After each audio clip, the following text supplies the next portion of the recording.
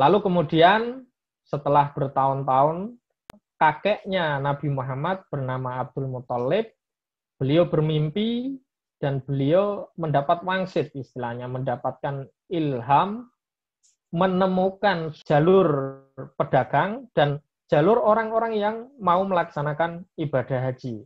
Meskipun banyak patung-patung, tetapi jamaah haji tetap dari dulu berjalan, dan ini menjadi sumber ekonomi yang sangat cukup besar bagi masyarakat Makkah pada waktu itu.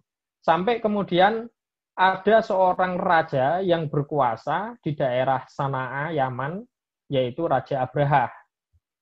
Raja Abraha saking irinya terhadap Makkah, terutama terhadap Ka'bah, karena orang banyak ke sana, membawa barang dagangan, menjadi sumber perekonomian yang sangat banyak. Akhirnya Abraha mendirikan gereja Al-Qulais, nama gerejanya, dan gereja ini diposisikan dia sebagai pesaing Ka'bah.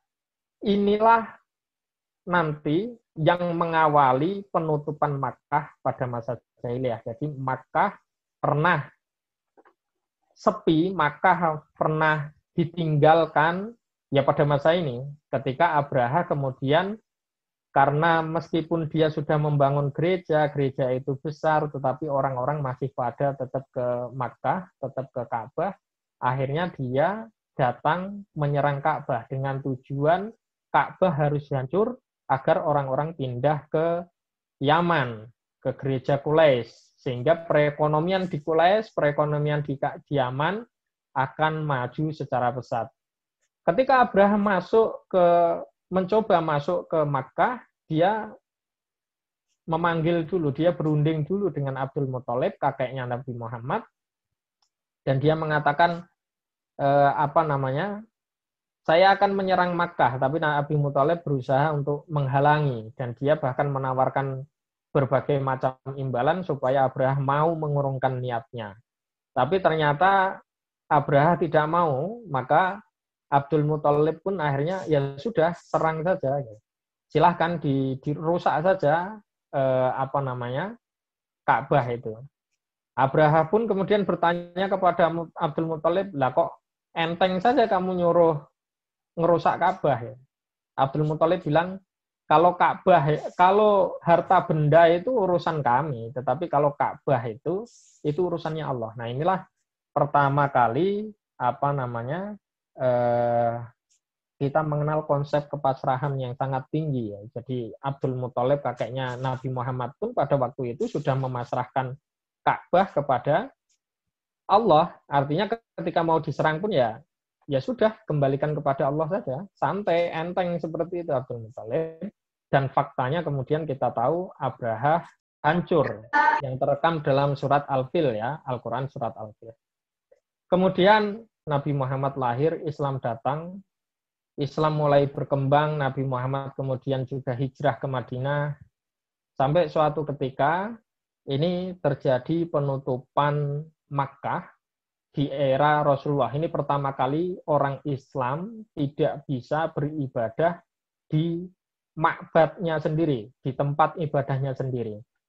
Nah, ini terjadi pada hari Senin, bulan Dzulqa'dah, tahun 6 Hijriah, atau 620 Masehi, di mana Rasulullah dengan 1.400 sahabatnya pergi menuju Makkah. Tujuan utamanya adalah mau umroh. Ya, dalam arti kalau zaman dulu umroh itu ya haji sekalian, apalagi di bulan Dzulqa'dah, karena kita tahu al-hajju asyhurum ma'lumat, bahwa haji itu terdiri dari 3 bulan, yang sebagaimana yang sudah dipahami adalah Syawal, Dzulqa'dah, dan Dzulhijjah. Adapun puncaknya itu tanggal 8, tanggal 9 Dzulhijjah. Tetapi Syawal, Dzulqa'dah sudah mulai disebut sebagai bulan-bulan haji. Nah, ketika Rasulullah bersama 1.400 sahabatnya menuju Makkah, sampai di daerah, saya lupa nama daerahnya, tapi sudah mendekati Makkah lah kira-kira. Ini ada informasi yang sampai kepada masyarakat Makkah sehingga mereka dipimpin oleh Khalid bin Walid itu menyerang Rasulullah, menyerang pasukannya. Tapi karena Rasulullah niatnya itu semata-mata untuk ibadah umroh, maka beliau melipir. Beliau cari jalan alternatif sampai kemudian di daerah Hudaybiyah, Rasulullah berhenti, lalu beliau mengirim beberapa utusan untuk melakukan dialog, untuk melakukan mediasi kepada masyarakat Makkah. Akan tetapi sayangnya mediasi itu gagal. Pertama, mediasi dipimpin oleh Quraisy Ibnu Umayyah Al-Khuzai, tetapi gagal, bahkan dia hampir terbunuh.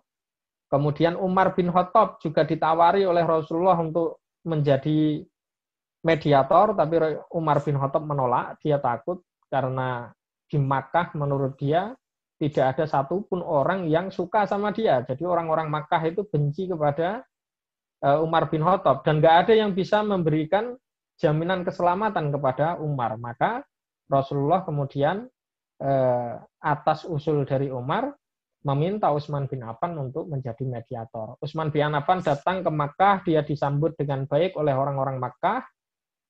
Bahkan dia dipersilahkan untuk tawaf, tapi Utsman menolak dan dia mengatakan bahwa saya nggak akan tawaf kalau Rasulullah belum tawaf. Saking lamanya Utsman bin Affan itu ditahan di Makkah, maka muncul kabar burung di mana Utsman bin Affan itu telah terbunuh oleh masyarakat Makkah. Maka dari itu Rasulullah dengan tekad yang kuat membaiat seluruh sahabat yang ada di situ, yang kemudian baiatnya itu dikenal baiatur ridwan, yaitu baiat untuk setia sehidup semati akan memerangi orang Makkah karena kematian Utsman bin Affan. Tapi akhirnya karena Utsman bin Affan tidak terbunuh dan beliau kembali, maka tidak terjadi peperangan pada waktu itu. Akhirnya orang kafir Quraisy mengirim beberapa mediator dan selalu gagal. Ada Urwah bin Mas'ud, ada Hulais bin Alqamah, dan lain-lain. Sampai kemudian mediator terakhir yang bernama Suhail bin Amr. Nah, dengan Suhail bin Amr inilah Rasulullah bisa sepakat melahirkan perjanjian Hudaybiyah. Apa isi perjanjian Hudaybiyah itu? Satu, genjatan senjata selama 10 tahun. Yang kedua, orang-orang musyrik yang mau beriman jika tidak mendapat izin keluarganya harus dikembalikan ke orang musyrik. Sebaliknya kalau ada orang-orang iman, orang-orang muslim yang mau murtad, meskipun tidak dapat izin dari keluarganya, tidak ada masalah, tidak perlu dikembalikan, ya kan? Nah, ini beberapa isi perjanjian Hudaybiyah. Tetapi yang terpenting dari perjanjian Hudaybiyah di situ adalah satu, ada kebebasan untuk membicarakan Islam, siapapun. Jadi, siapapun yang mau bergabung dengan Islam boleh, siapapun yang mau bergabung dengan Kristen atau orang-orang musyrik maksudnya boleh. Nah, perjanjian ini telah disepakati oleh kedua pihak. Tapi perjanjian ini sangat-sangat merugikan orang Islam. Yang cukup merugikan adalah karena umat Islam yang pada waktu itu sudah sampai di Hudaybiyah tetap tidak diperkenankan masuk ke Makkah. Padahal kalaupun toh terjadi peperangan, kemungkinan umat Islam akan memenangkan peperangan itu. Maka karena Rasulullah teken perjanjian itu, Umar bin Khattab dan Ali bin Abi Thalib sebenarnya marah, agak ini ngapa perjanjian merugikan kita kok diterima, gitu istilahnya.